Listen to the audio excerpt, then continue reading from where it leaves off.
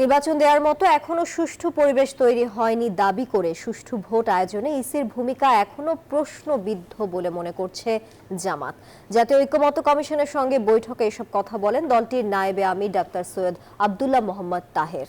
এ সময় কমিশন সহ সভাপতি অধ্যাপক আলী রিয়াজ বলেন, ঐক্য প্রতিষ্ঠার দায়িত্ব শুধু কমিশনের একার নয়। রাষ্ট্র সংস্কার ইস্যুতে জাতীয় ঐক্যমত্য কমিশনের সঙ্গে প্রথম দফায় দ্বিতীয়বারের মতো বৈঠকে বসে জামায়াতে ইসলামী। বৈঠকের শুরুতে তাদের স্বাগত জানান কমিশনের সহসভাপতি অধ্যাপক আলী রিয়াজ। বলেন, সংস্কারের লক্ষ্যে সকল পক্ষের যে প্রচেষ্টা তা সফল করতে হবে। জাতীয় ঐক্যমত্য প্রতিষ্ঠা আসলে রাজনৈতিক দলগুলো, সিভিল সোসাইটি এবং অন্যান্য রাজনৈতিক শক্তিগুলো, সামাজিক শক্তিগুলোর দায়িত্ব। সকলেই আন্তরিক, সকলেই চান। জামাত নেতারা সংস্কার প্রক্রিয়া দ্রুত করার পক্ষে মত দেন। আগামী নির্বাচনকে সুষ্ঠু এবং নিরপেক্ষ করতে সরকারকে জোরালো পদক্ষেপ নেওয়ার আহ্বান জানান তারা।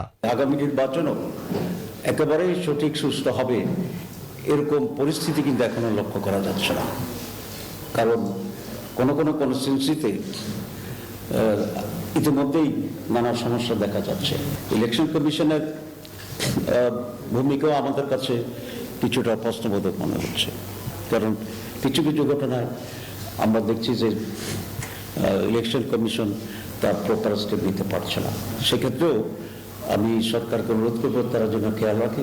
বৈঠক শেষে জামাত নেতারা জানান, নির্বাচন কমিশনের স্বচ্ছতা ও কমিশনে থাকাকালীন কেউ অনিয়ম করলে পরবর্তী সময়ে যেন তার বিচার করা যায় তেমন প্রস্তাব দিয়েছে দলটি।